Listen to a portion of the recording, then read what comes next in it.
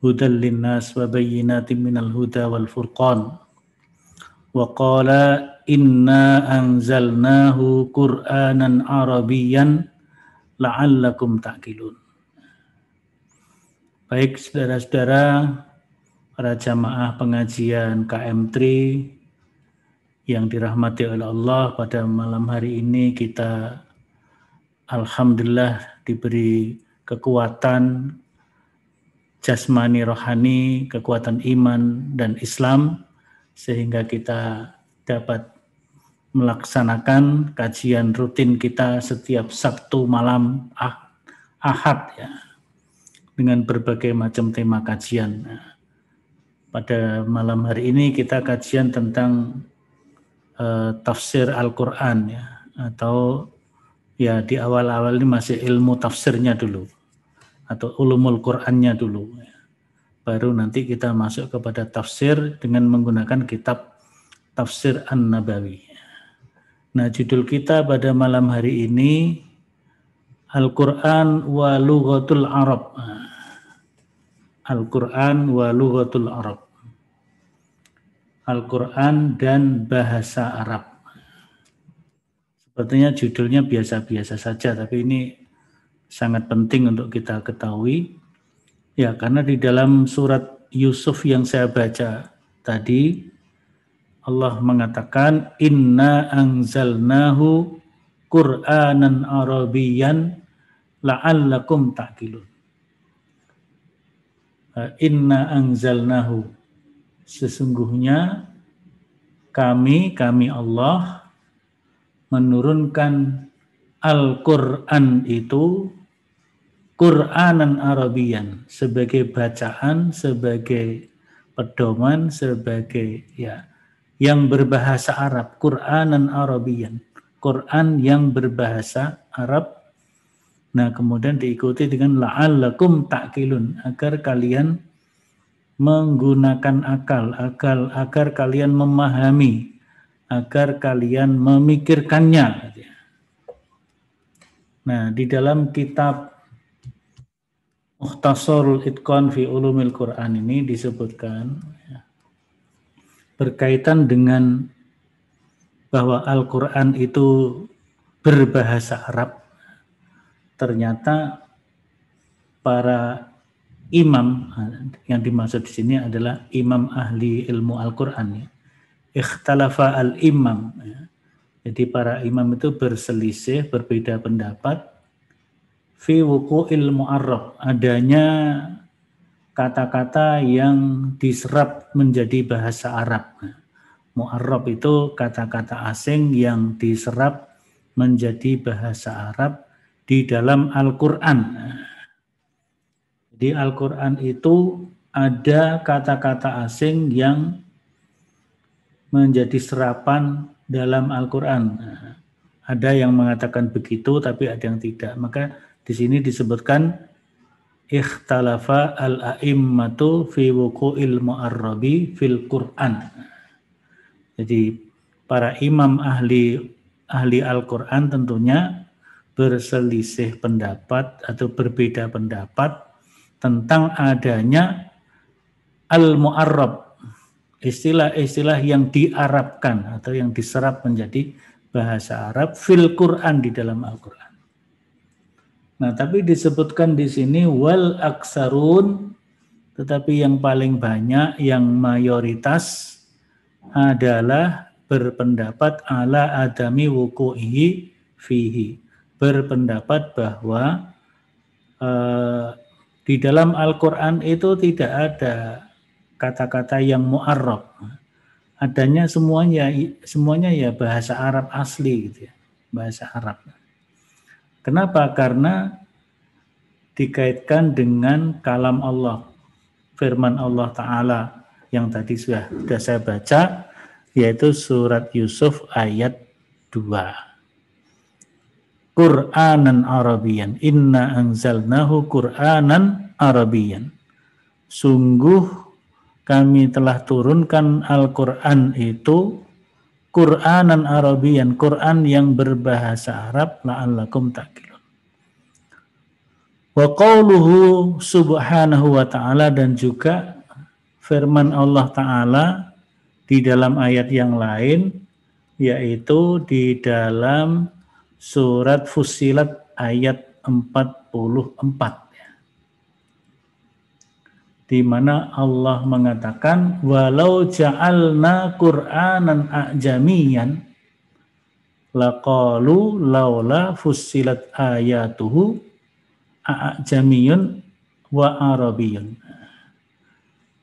Jadi seandainya, kata Allah dalam surat Fussilat ya, seandainya kami jadikan Al-Quran itu Qur'anan a'jamiyan, Quran dengan bahasa asing, laqalu, maka manusia-manusia sama mengatakan laula fussilat ayatuhu, kenapa tidak dirinci ayat-ayatnya, mana kata-kata yang asing dan mana kata-kata yang Arab. Nah, ini menunjukkan bahwa Al-Quran itu memang benar-benar bahasa Arab. Nah, salah satu dari mayoritas ulama atau imam yang berpendapat bahwa seluruh bahasa Al-Quran adalah bahasa Arab itu, wa hadza qaulul Imam Asy-Syafi'i, yaitu pendapat Imam Syafi'i. Nah, ini kan perlu kita pahami ya, sebagai seorang muslim ahlul Quran ya, yang kita insya Allah selalu dekat dengan Al-Quran, selalu mengkaji Al-Quran, terlebih-lebih kita menjelang bulan Ramadan, di mana bulan Ramadan juga sering disebut sebagai Syahrul Quran. Syahrul Quran, bulan Al-Quran. Kenapa? Karena tadi sudah saya baca juga Al-Baqarah 185. Syahrul Ramadan alladzi unzila fihil Quran hudal linnas wa bayyinatin minal huda wal furqan. Jadi Al-Quran berfungsi sebagai petunjuk, sebagai penjelas, sebagai pembeda ya.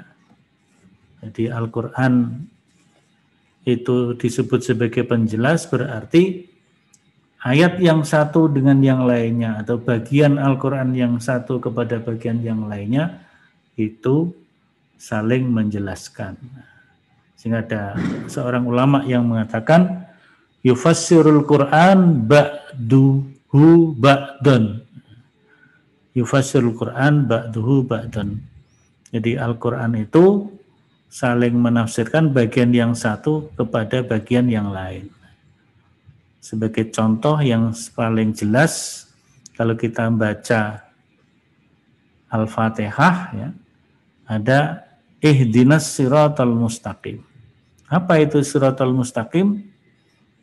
Ya, dijelaskan siratal ladzina an'amta alaihim ghairil maghdubi alaihim waladdallin. Apa jalan yang lurus itu? Yaitu jalan orang-orang yang diberi nikmat oleh Allah. Siratal ladzina an'amta alaihim. Nah, ini kan berarti ayat yang berikutnya itu menjelaskan ayat yang sebelumnya. Yang pertama, jalannya orang yang diberi nikmat. Bukan jalannya ghairil maghdub, bukan jalannya orang yang dibenci oleh Allah. Dibenci oleh Allah ya. Tidak disukai oleh Allah ya. Ghairil maghdubi alaihim waladdallin, dan juga bukan jalannya orang yang tersesat. Nah, apa itu siratal jalan yang lurus? Jalannya orang yang diberi nikmat, bukan jalannya orang yang dibenci, bukan jalannya orang yang tersesat. Apa itu? Nah, tinggal baca berikutnya. Alif Lam Mim. Dzalikal kitab la raiba fihi. Siratal mustaqim itu ya Alkitab ya, yaitu Al-Qur'an itu sendiri. Ini menariknya Al-Qur'an itu seperti itu. Dan ini akan mampu kita pahami dengan baik Kalau kita ya belajar bahasa Arab. Belajar bahasa Arab. Karena Al-Quran itu lughatul Arab. Al-Quran wa lughatul Arab. Jadi Al-Quran itu adalah berbahasa Arab. Qur'anan Arabian. Nah,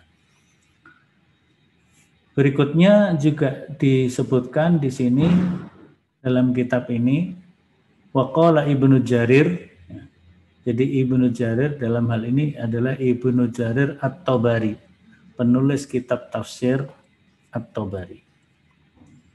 Ibnu Jarir At-Tabari mengatakan, ma warada an Ibni Abbas wa ghairuhu min tafsiri al-fadhin minal Qur'an innaha bil farisiyah wal habasyiyah wan nabatiyah au nahwi dzalik. Nah, Ibnu Jarir mengatakan bahwa ya, menurut riwayat dari Ibnu Abbas dan lain-lainnya, mungkin ini adalah pandangan para sahabat ya. Mungkin ada Ibnu Abbas, ada Ibnu Mas'ud yang paling terkenal. Sahabat-sahabat yang menjelaskan Al-Quran itu kan diantaranya Ibnu Abbas, Ibnu Mas'ud ya, dan sebagainya ya. Disebutkan di dalam menafsirkan ya, dalam tafsir lafaz-lafaz dari Al-Quran itu memang disebutkan innaha bil farisiyah. Memang sesungguhnya ada beberapa kalimat di dalam Al-Quran itu yang menggunakan bahasa Farisiyah atau bahasa Persia. Yang berdekatan dengan Arab kan ada Persia. Wal Habasyiyah dan Habasyiyah itu Habsyi atau Ethiopia. Bilal al-Habsyi, Bilal al-Habsyi berarti Bilal dari Habasyah atau dari Ethiopia. Wan Nabatiyah, Nabatiyah itu bahasa yang berlaku di daerah Libanon, Lubnan. Nabatiyah. Au nahwi dzalik, atau yang lainnya yang mungkin ada Hijazi, ada lagi Yamani dan sebagainya ya.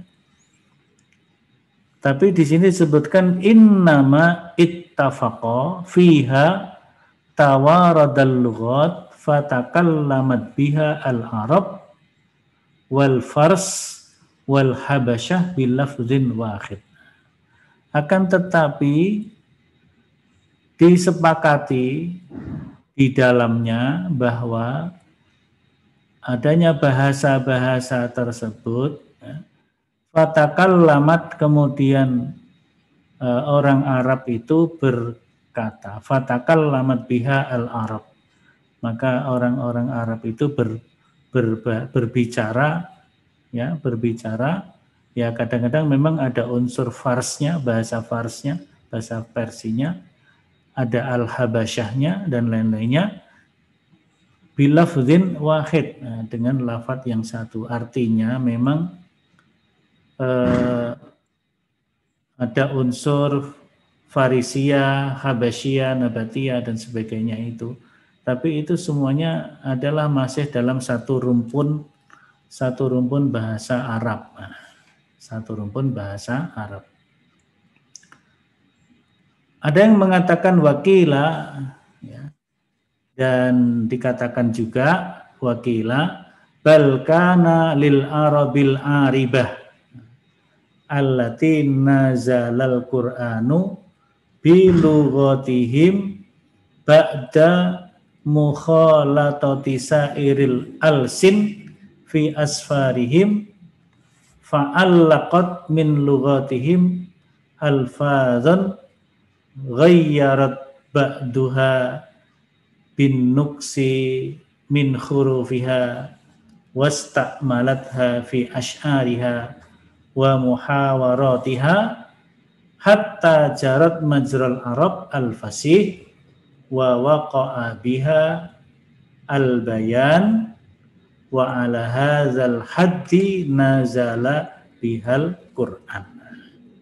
Jadi di sini dijelaskan Bal kana lil arabil aribah. Jadi ada bahasa Arab yang aribah, di mana Al-Quran turun dengan bahasa mereka itu. Jadi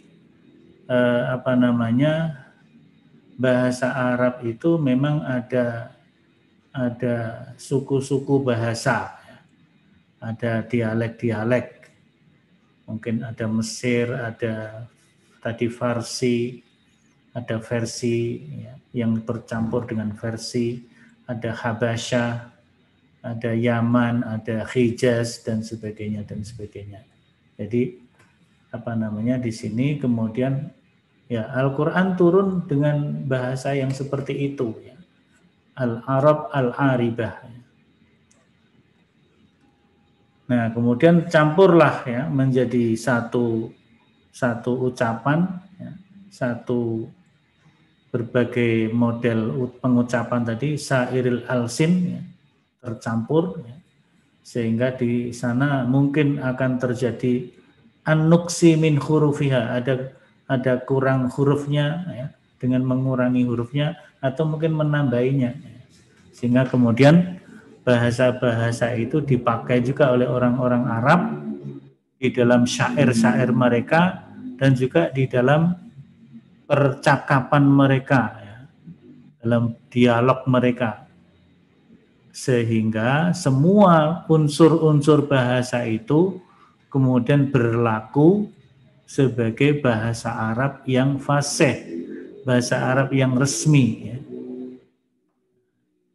Sehingga ada penjelasan ya, wa waqa'a biha al-bayan ya, wa ala hadzal had, dan dalam batasan inilah nazala biha Al-Quran, maka Al-Quran itu turun. Jadi kalau ada unsur yang berdekatan dengan bahasa Persia, memang bahasa Persia dengan bahasa Arab itu beda ya.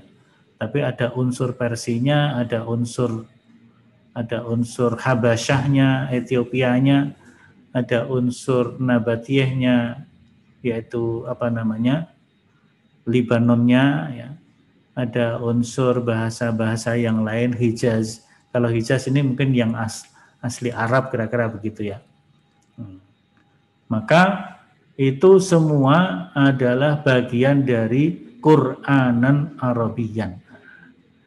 Bagian dari Qur'anan Arabiyan itu kalau menurut Imam Asy-Syafi'i dan orang-orang para imam yang sependapat dengan Imam Asy-Syafi'i.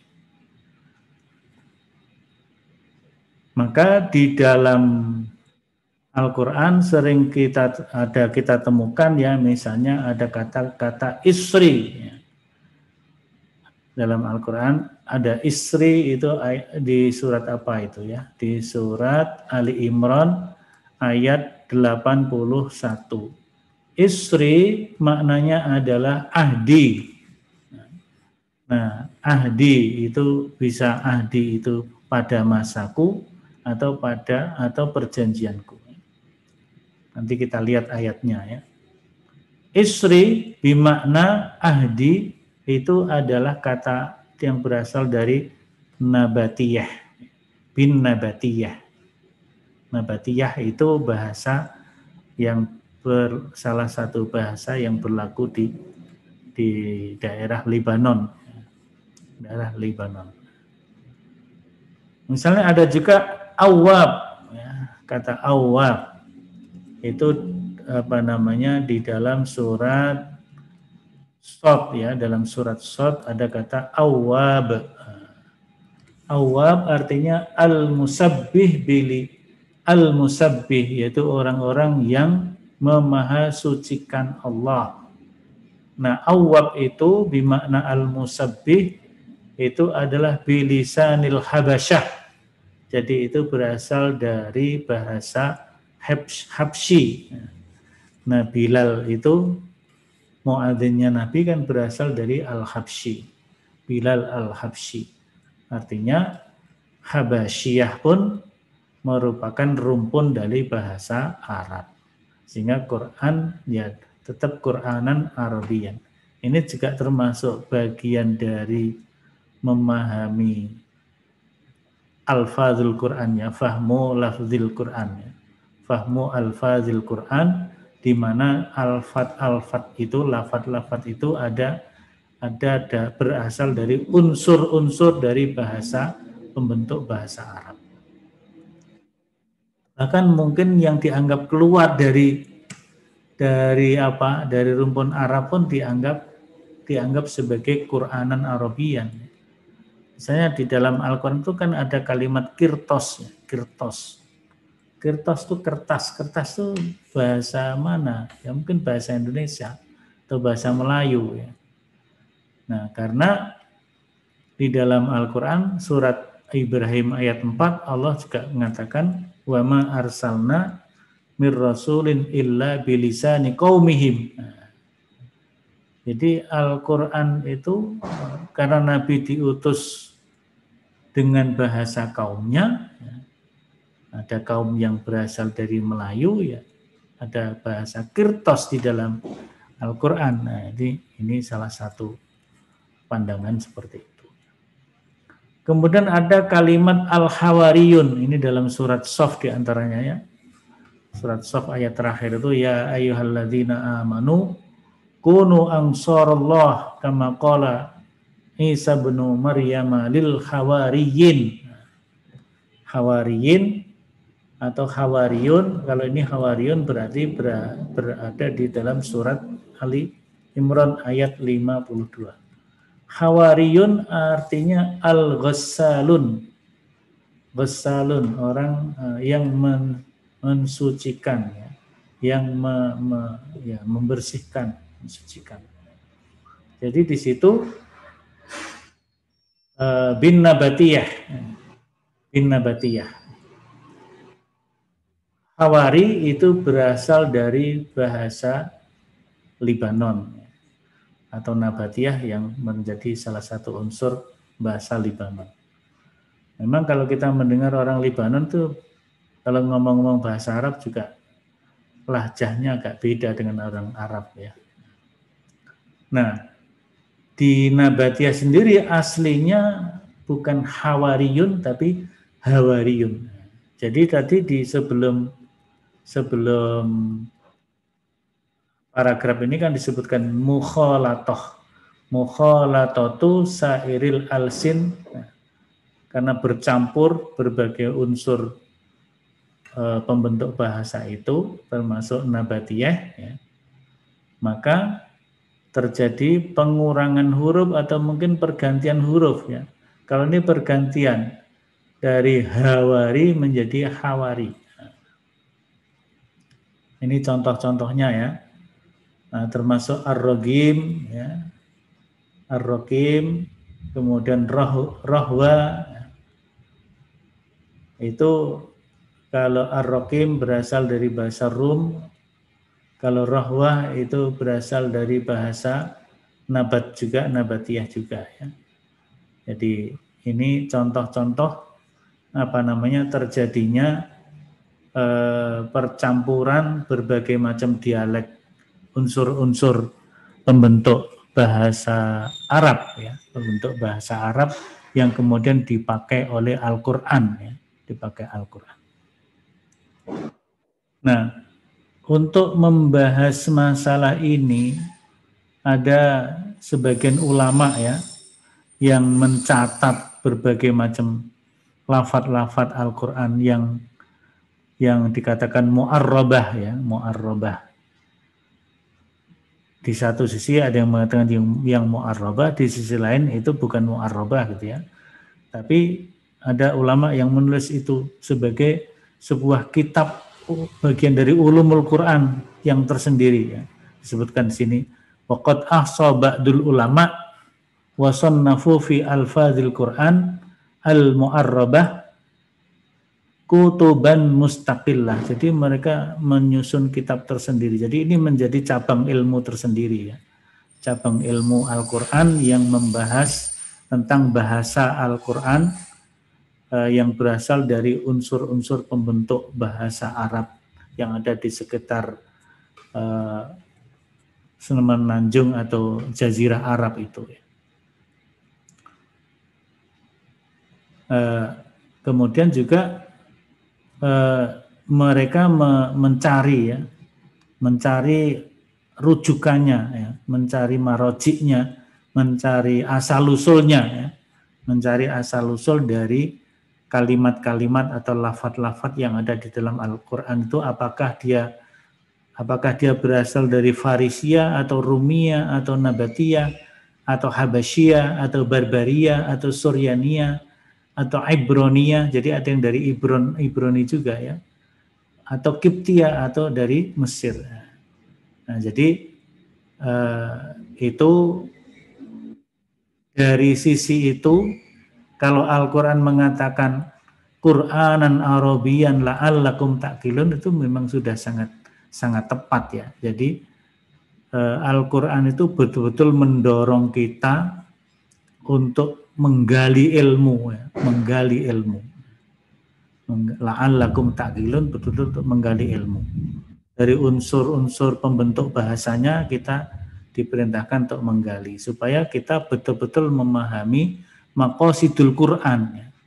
Kita betul-betul memahami apa itu yang dikehendaki oleh Al-Quran, apa yang dikehendaki oleh Allah dengan kalamnya di dalam Al-Quran. Kenapa Allah Ta'ala di dalam Al-Quran itu mengambil juga unsur-unsur dari Farisiyah, Rumiyah, Nabatiyah, Habasyiyah, Barbaria, Suryaniyah, dan Abroniyah. Nah, mungkin juga karena karena Al-Quran itu diperuntukkan untuk semua umat manusia, hudal linnas, maka juga unsur-unsur bahasa itu diambil oleh Allah sehingga akan menjadi dalam berdialog dengan manusia, karena Al-Quran diperuntukkan untuk manusia, maka betul-betul Al-Quran itu akan bisa menyatu dengan manusia. Nah, kemudian disebutkan juga wa qalu fi dzalika inna min khasaisil Qur'an ala sa'iri kutubillahi al-munazzalah. Jadi kekhususan, keunikan Al-Quran dibanding dengan kitab-kitab Allah, dibanding dengan seluruh kitab Allah yang diturunkan, yaitu kitab Suhuf Ibrahim, Suhuf Musa, Taurat, Zabur, dan Injil, dan mungkin kitab-kitab yang lain yang tidak disebutkan namanya di dalam Al-Quran. Di sana disebutkan annaha nazalat bilughatil qaumi, bahwasanya Al-Quran itu diturunkan dengan bahasa kaum allazi unzilat alaihim, bahasa kaum di mana Al-Quran itu diturunkan kepada mereka. Jadi maka di sini disebutkan seperti itu, maka ya bisa saja ada unsur-unsur Melayu masuk juga bisa, karena kaum yang membaca, yang mempelajari, yang Al-Quran diturunkan kepada mereka kan karena seluruh manusia di muka bumi ini, ya. Nah, seluruh manusia yang ada di muka bumi ini, maka ya seperti itu, bahasa semua kaum masuk dalam pembentuk bahasa Al-Quran. Disebutkan di sini lam yang zil fiha syai'un bi lughati ghairihim. Jadi sehingga tidak mungkin Al-Quran itu turun dengan bahasa yang lain selain bahasa di mana Al-Quran diperuntukkan untuk seluruh umat manusia, jadi bahasa semua umat manusia. Maka disebutkan di sini wal Quran ikhtawa ala jami'i lughatil Arab wa anzala fihi bi lughati ghairihim minar Rum wal Fars wal Habasyah syai'un kasir wan nabi mursalun ila kafatin nas ilan nasi kafah. Jadi karena Rasul Muhammad itu diturunkan untuk seluruh umat manusia, maka otomatis bahasa-bahasa yang dipakai umat manusia itu masuk di dalam bahasa Arab dan masuk di dalam bahasa Al-Quran. Nah, ini sehingga kalau kita diperintahkan untuk berpikir memahami bahasa Al-Quran, ya sudah selayaknya seperti itu ya. Wa ma arsalnaka mir rasulin illa bilisani qaumihi fala budda ayyakuna fil kitabil mab'us bihi min lisani kulli qaum. Jadi ini pendapat dari Imam As-Suyuti dalam kitabnya Al-Itqan fi Ulumil Quran, yang ini diringkes atau diikhtisorkan oleh namanya Syekh Salah ya, Salah. Ini saya kira yang terpenting dari bahwa Al-Quran wa lughatul Arab. Tentu masih ada bagian-bagian yang lain, tapi mungkin waktunya tidak cukup kalau kita bahas semuanya. Artinya bahwa kalau Allah mengatakan di dalam surat Yusuf Qur'anan Arabiyan, kemudian dalam ayat yang lain bi Arabiyyin mubin, bahwa Al-Quran itu turun dengan bahasa Arab yang nyata ya. Ya, itu artinya bahasa Arab yang dinamis, bahasa Arab di mana ada unsur-unsur pembentuk bahasa itu yang tadi disebutkan ya. Ada Nabatiyah, ada Habasya, ada Faras, dan sebagainya, yang semuanya itu adalah rumpun bahasa Arab. Rumpun bahasa Arab. Mulai dari Mesir sampai Hijaz, sampai Persia kan berarti daerah timur ya. Mesir daerah barat. Bahkan sampai mungkin Maroko juga berbahasa Arab. Meskipun mungkin ada lahjah yang berbeda. Nah, artinya di sini bahasa Al-Quran memiliki cakupan yang sangat luas ya. Bahasa Arab, tetapi bahasa Arab yang luas, dan dikatakan kalau menurut Imam Asy-Syafi'i itu semuanya bukan al-mu'arrabah, bukan serapan dari kata asing. Jadi tidak ada kata yang asing, tapi semuanya adalah kata-kata asli Al-Quran. Jadi enggak ada a'jami. Tidak ada a'jami, tapi semuanya adalah Arabi ya. Jadi seperti yang disebutkan dalam surat apa tadi ya? Surat Shad ya, dalam surat Shad. Surat Fussilat ya, surat Fussilat. Ya. Dalam surat Fussilat kan dikatakan walau ja'alna Qur'anan a'jamiyan laqalu laula fussilat ayatuhu a'jamiyun wa arabiyyun. Ini menunjukkan bahwa memang seluruh istilah-istilah yang dipakai di dalam Al-Quran adalah bahasa Arab, meskipun ada unsur-unsur pembentuknya, yaitu rumpun Arab, seperti tadi ada tambah lagi ada Suryani, ada Ibrani, dan sebagainya. Saya kira begitu Mas Irwanto, jadi ini sudah hampir 40 menit ya. Saya kira 3 menit lagi sudah 40 menit. Jadi bahwa Al-Quran diturunkan dengan bahasa Arab yang nyata, banyak sekali kedekatan dengan unsur-unsur bahasa atau suku-suku bahasa yang ada di rumpun Melayu tadi. Misalnya kata Rahwan itu sama dengan Sahlan dalam bahasa Nabati atau bahasa Libanon. Kemudian dikatakan juga Rahwan itu adalah sakinan. Sakinan itu tenang, itu dalam bahasa Suryaniyah. Misalnya juga kata markum, kitabum markum. Markum itu maknanya adalah maktub.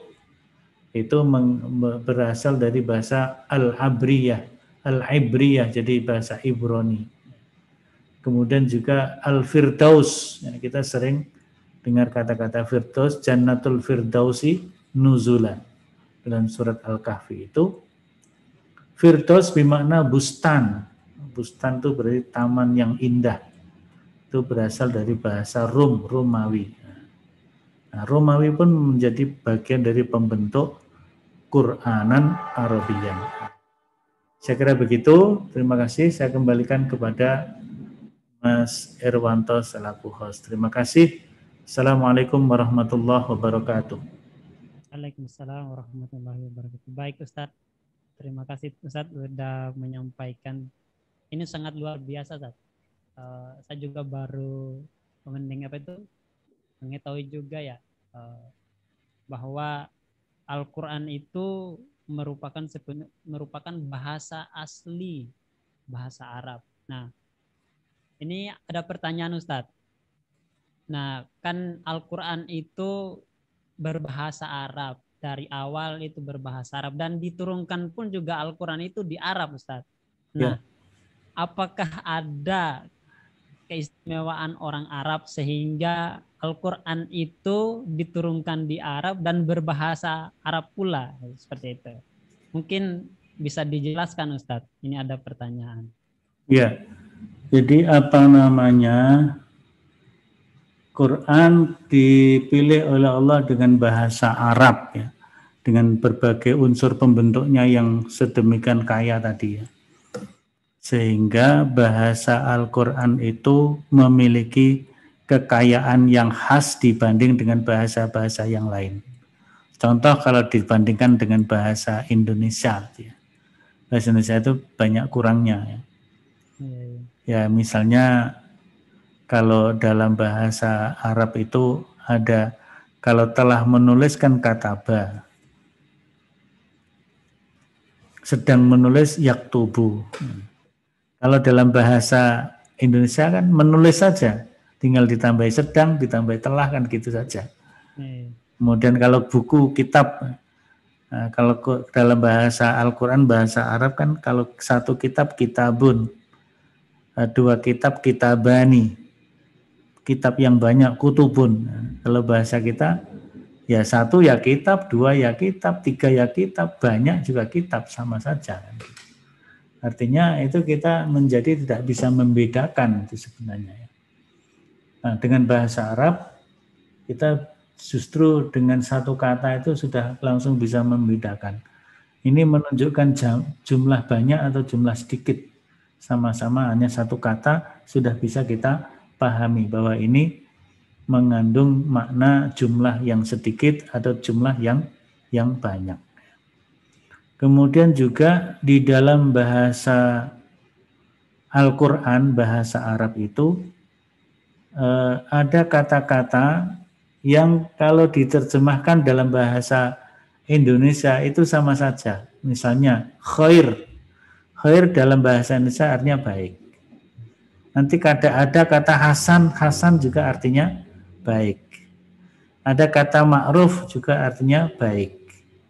Ada kata soleh juga diartikan baik. Ada kata jamil diartikan juga baik. Toyib juga baik. Nah, toyib dengan jamil itu sama apa enggak? Tentu itu pun berbeda ya. Toyib bermakna baik, jamil juga baik. Baiknya jamil dan baiknya toyib itu kan berbeda. Nah, toyib itu untuk makanan ya, halalan toyiba misalnya. Yang dimaksud toyib baik itu seperti apa? Nah, maka di dalam tafsir kan sering dijelaskan itu. Kalau halal itu sesuatu yang makanan itu boleh, hukumnya boleh dimakan. Jadi halal itu artinya boleh dikonsumsi. Tapi kalau diberi tambahan toyiba itu adalah an-nafi ghairuddor. Salah satu tafsir begitu ya. Dia bermanfaat dan tidak berbahaya. Bermanfaat dan tidak berbahaya. Itu makna toyib. Nah, jadi kalau dalam bahasa kita kan nggak ada seperti itu bahasa Indonesia ya. Misalnya juga kalau kita membaca surat Al-Ahzab itu, pesan wasiat takwa dalam Al-Ahzab itu. Ya ayyuhalladzina amanu taqullaha wa qulu qawlan sadida. Qawlan sadida. Itu kalau di dalam kitab terjemah bahasa Indonesia, qawlan sadida itu artinya perkataan yang benar. Padahal benar itu kan kalau dalam bahasa yang lain, benar itu sahih. Sahih. Kenapa kok tidak pakai qawlan sahiha? Karena qawlan sadida itu tidak sekedar benar. Ya. Karena sadida kalau dilawankan dengan syadida, itu maknanya bukan benar, tapi maknanya santun. Kalau syadida itu keras, sadida itu santun. Berarti qawlan sadida perkataan yang benar sekaligus santun. Nanti bisa bermakna yang lain lagi, sekaligus benar yang tulus, perkataan benar yang tulus. Nah ini muatan kata di dalam bahasa Al-Quran itu begitu rupa kalau dibandingkan dengan bahasa Indonesia agak jauh lah ya bahasa Indonesia. Maka Allah memilih Al-Quran itu dengan Quranan Arabian. Nah, itu Mas. Oke, baik Ustaz. Oke, melanjutkan pertanyaan tadi Ustaz. Kan bahwa Al-Quran itu kan diturunkan di Arab, kemudian juga pada saat itu kan di Arab itu kan banyak juga bangsa-bangsa ya, tentunya juga suku-suku, banyak seperti yang Ustaz tadi jelaskan, juga ada beberapa bangsa Romawi, ada bahasa-bahasa Persia, kemudian bahasa Romawi, kemudian juga ada bahasa Ibrani. Tentunya juga ini yang menjadi pertanyaan juga, Ustaz. Apakah Al-Quran itu yang berbahasa Arab? Apakah orang Arab sekarang ini yang notabene bahwa Al-Quran itu berbahasa Arab, apakah masih menggunakan, apakah sama dengan bahasa Al-Quran, boleh dikatakan seperti itu, yang dipakai oleh orang Arab sekarang ini? Karena banyak sekali kalimat-kalimat yang dimana bahasa Arab yang dipakai oleh orang Arab sekarang ini sama persis dengan Al-Quran. Apakah ada perbedaan baik dari lafal mungkin, apakah dari bentuk, mungkin kalau huruf mungkin agak sama, tapi apakah dalam bentuk pelafalan, apakah kemudian juga logat, apakah juga itu mempengaruhi untuk mengartikan arti dari Al-Quran itu sendiri, gitu Ustaz? Ya, bahasa Arab itu kan ada istilah, ada bahasa fusha atau fasih ya. Fusha itu bahasa yang resmi. Tapi ada bahasa yang gaul, bahasa gaul atau bahasa pasaran kan, kira-kira begitu ya. Ya tentu kalau dari bahasa fusha Al-Quran itu lebih kepada bahasa yang fusha itu atau bahasa yang resmi, sehingga kalau bahasa itu ya relatif tetap dulu dengan sekarang, cuma mungkin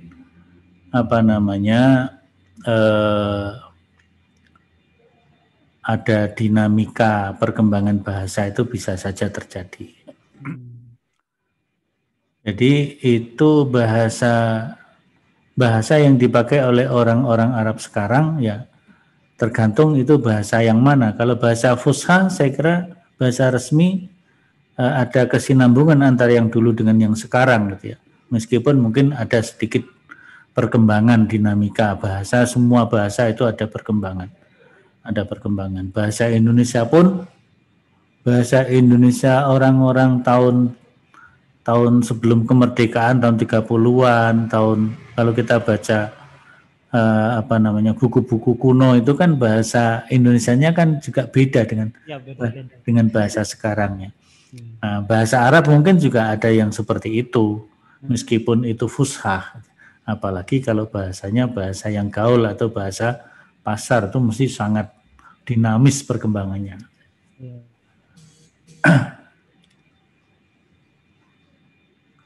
Di dalam chat itu ada ya pertanyaan. Ini ada pertanyaan Ustaz dari Zoom juga ini. Dari Hafiz Bekasi. Jazakumullah Ustadz atas ilmunya. Pertanyaan saya, ada di kalangan kaum muslimin yang fobia dengan bahasa Arab. Kesannya bahasa Arab itu bahasa orang radikal dan terorisme. Yang mengatakan Muslim Arab itu harus mencontoh Muslim Nusantara yang damai dan toleransi. Nah itu Ustadz. Ini pertanyaan dari Mas Hafiz Bekasi. Mungkin bisa dijelaskan Ustadz. Iya, saya kira nggak ada ya bahasa teroris atau bahasa radikal itu nggak ada. Itu mengada-ada saja itu. Semua bahasa sama, bahasa manusia itu ya. Bahasa Inggris ya itu bahasa orang karena berada di sana kemudian menggunakan bahasa Inggris. Nanti ada tetanggalanya lagi Prancis, tetanggalanya lagi Jerman. Ya. Nah, nanti kalau nyebrang sedikit ke selatan ada bahasa Maroko Maghribi, Arab. Tapi Arab Maroko tentu beda dengan yang di Saudi. Ke timur dikit nanti ada Tunis, ada Libya, ada Mesir, terus sampai ke timur nanti ada Iran, Irak ya, Persia. Kemudian ke timur lagi ada Afghanistan, ke timur sampai Indonesia. Ya, semua bahasa sama lah, bahasa manusia ya, bahasa manusia. Nggak ada bahasa itu kok bahasa radikal atau teroris, itu nggak ada, itu mengada-ada itu. Jadi itu image yang dibuat oleh orang seolah-olah bahasa Arab seperti itu. Kalau Arab gitu nanti Islam kan begitu. Kemudian apalagi kemudian sampai mengatakan Islam yang di Nusantara lebih baik daripada Islam yang di Arab kan gitu. Ini kan pemikiran yang kacau ya, pemikiran yang kacau. Bagaimana mungkin dinul Islam itu sumbernya di sana di Arab ya, lahirnya di sana ya. Al-Quran berbahasa Arab. Kemudian itu Islam yang di Nusantara lebih baik dari sana. Ya enggak, saya kira enggak ada yang lebih lah ya. Jadi bahasa Arab dengan bahasa yang lainnya mungkin sama, tetapi bahasa Arab justru yang dipilih oleh Allah karena memiliki kelebihan dalam memaknai sesuatu ya. Misalnya tadi dalam bahasa Indonesia hanya ada kata baik saja, tapi dalam bahasa Arab baik untuk apa? Bahasanya sendiri. Baik untuk ini bahasanya sendiri. Baik untuk berkaitan dengan akhlak itu ada ma'ruf, ada karimah, ya, ada hasanah, ya, ada mahmudah kan begitu. Tapi baik untuk makanan ada toyiban dan sebagainya. Jadi Allah memilih bahasa Arab karena bahasa ini memiliki kelebihan. Tapi juga jangan kemudian dibuat hobi seperti itu ya. Bahasa Arab bahasa radikal, bahasa terus itu buatan orang yang anti Islam. Menakut-nakut ya Ustaz ya. Iya. Jadi bahasa semuanya sama lah ya, sama manusia. Jadi kita yang di sini bahasanya Jawa. Masa bahasa Jawa dengan bahasa Sumatera lebih baik bahasa Jawa kan enggak. Mas Herwanto dari mana itu? Sulawesi Tenggara. Itu ada bahasanya sendiri. Jadi semua orang punya cara berkomunikasi. Bahasa itu sebagai cara berkomunikasi ya sama saja semuanya. Cuman memang dalam bahasa tertentu mungkin ada kelengkapan tertentu. Bahasa Jawa bagi orang Jawa juga dirasakan bahasa yang sangat lengkap gitu ya. Bahasa yang sangat komplit ya. Misalnya kalau di dalam bahasa Arab itu Ustaz ada istilah ini enggak? Kalau di Jawa itu kan ada di Jogja terutama ada bahasa halus, ada bahasa kasar. Apakah di dalam bahasa Arab juga itu apakah ada namanya juga bahasa Arab kasar dengan bahasa Arab halus gitu? Biasanya mungkin ada orang dengan melihat di situ mendengarkan itu kok bahasa Arabnya kasar, mungkin sehingga beranggap oh ini teroris seperti yang dikatakan tadi itu, mungkin seperti itu Ustaz. Ya, yang ada dalam bahasa Arab itu bahasa yang resmi.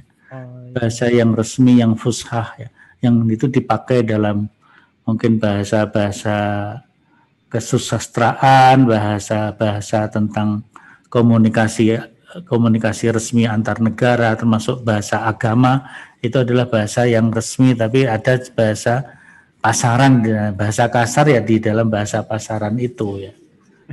Jadi kalau dalam bahasa Jawa itu memang ada tingkatan-tingkatan itu.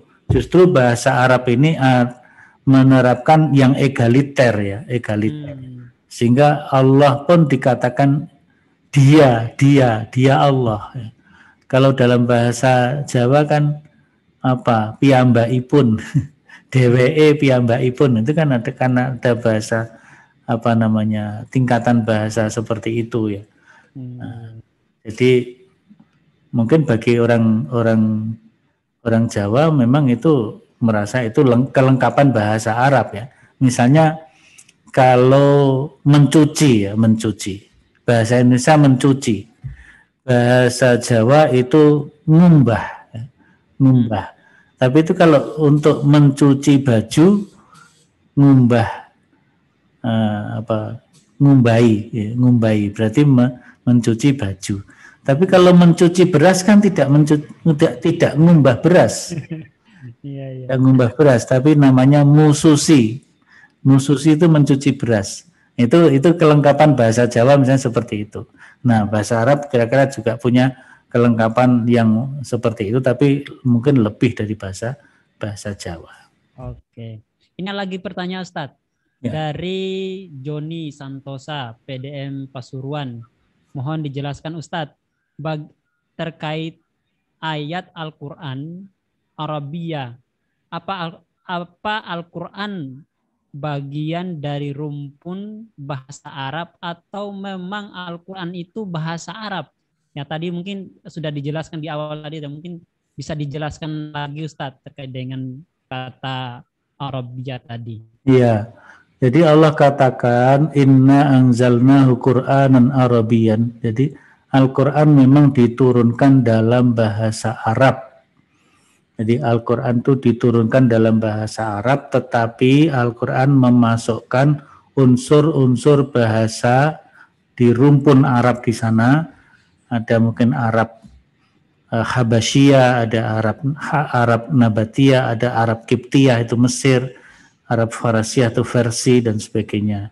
Dan itu semuanya disatukan untuk kelengkapan bahasa Arab. Sehingga disebutkan tadi kata hawariyun misalnya itu maknanya ghasalun. Kemudian apa namanya awwabun itu musabbih.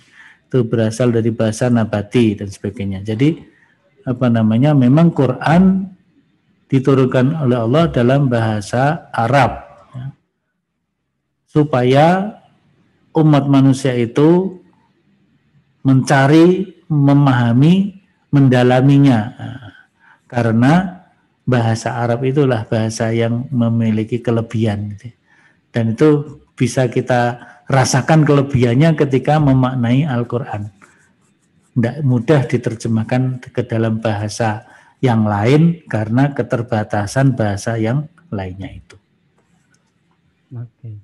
Baik Ustadz, ini lagi ada pertanyaan dari Mas Ibrahim Sleman. Ustadz, apakah boleh dalam sholat atau mengaji, kadang saya sering mengartikan apa yang saya baca dalam hati untuk memantapkan diri dan keagungan sholat dan bacaan Al-Quran. Apakah boleh Ustadz? Nah, ini mengartikan sendiri Ustadz untuk memantapkan. Apakah dibolehkan Ustadz? Ya, kalau dalam arti kita membaca Al-Quran di dalam sholat kemudian bersamaan itu kita menerjemahkan ya. Dalam arti langsung kita menerjemahkan itu enggak ya. Tapi kalau kita memahami makna ya, kita mengucapkan sekaligus memahami makna, nah, itu boleh, bahkan harus ya. Jadi bukan harus ya, suatu yang dianjurkan. Kalau kita membaca bacaan dalam sholat, kita memahami makna. Memahami makna kan tidak harus dalam arti menerjemahkan ya. kalau kita sudah refleks ya. Jadi alhamdulillahirabbil alamin. Ya. Kalau kita sudah terbiasa dan itu maknanya kita pahami, kan kita tidak mesti harus menerjemahkan. Misalnya alhamdulillahirabbil alamin, nanti dalam hati mengatakan segala puji bagi Allah Tuhan sekalian. Kali itu namanya menerjemah meskipun dalam hati. Tapi kalau alhamdulillahirabbil alamin langsung sudah kita pahami maknanya, kan tidak perlu terjemah lagi. Ar-Rahmanir-Rahim. Kemudian juga Allahumma ba'id baini wa baina khotoyaya kama ba'atta bainal masyriq wal maghrib.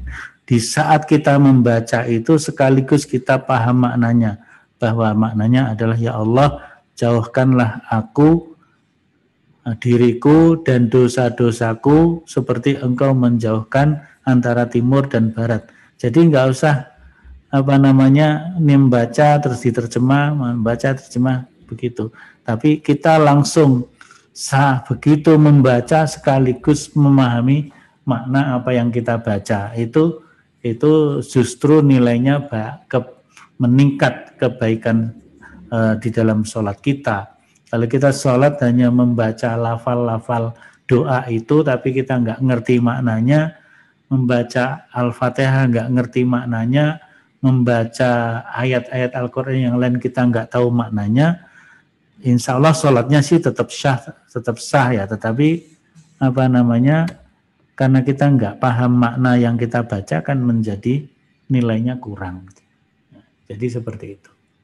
Oke, terima kasih Ustadz. Mungkin sekalian closing statement Ustadz memberikan pesan kepada kita semuanya terkait dengan pentingnya bagaimana kita memahami Al-Quran ini, atau terkait dengan wawasan Al-Quran dalam berbahasa Arab ini. Mungkin, ini ada lagi pertanyaan sebelum Ustadz. Sekalian closing Ustadz. Ya. Menurut ini ada dari channel YouTube ya Ustadz.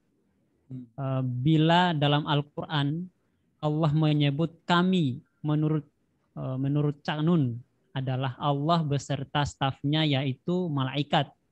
Bagaimana menurut Ustadz? Nah, sekalian juga closing Ustadz. Ya, jadi kalau Allah menyebut dirinya dengan kami, inna nahnu nazzalna dzikra wa inna lahu lahafizun misalnya, berarti Allah di dalam menjaga Al-Quran itu Allah melibatkan makhluk-makhluknya. Jadi Allah sendiri juga melakukan, tapi Allah juga melibatkan makhluknya. Jadi misalnya diperbanyak oleh Allah para penghafal Al-Quran, berarti Al-Quran akan semakin terjaga karena banyak yang menghafalkannya. Kemudian juga di samping itu banyak orang yang mencetak Al-Quran. Dengan Al-Quran dicetak, otomatis kemurnian Al-Quran juga akan semakin terjaga. Itu diantaranya. Kemudian yang lain lagi, misalnya inna khalaqnal insana laqad khalaqnal insana fi ahsani taqwim. Sungguh kami jadikan manusia dalam sebaik-baik bentuk. Nah, Allah menciptakan manusia itu melibatkan makhluknya. Ya. Misalnya Allah di dalam mengembangbiakkan manusia itu, Allah menciptakan manusia, kemudian manusia berjodoh, manusia berpasangan suami istri, kemudian suami istri mempunyai anak. Ini kan proses Allah mencipta manusia seperti itu. Kemudian fi ahsani taqwim, dalam sebaik-baik bentuk, termasuk dalam bidang perilakunya, akhlaknya. Kedua orang tuanya diberi tugas oleh Allah untuk mendidik anak dan seterusnya. Nah, jadi ini sebenarnya Allah bisa sendiri langsung, tapi Allah melibatkan makhluknya.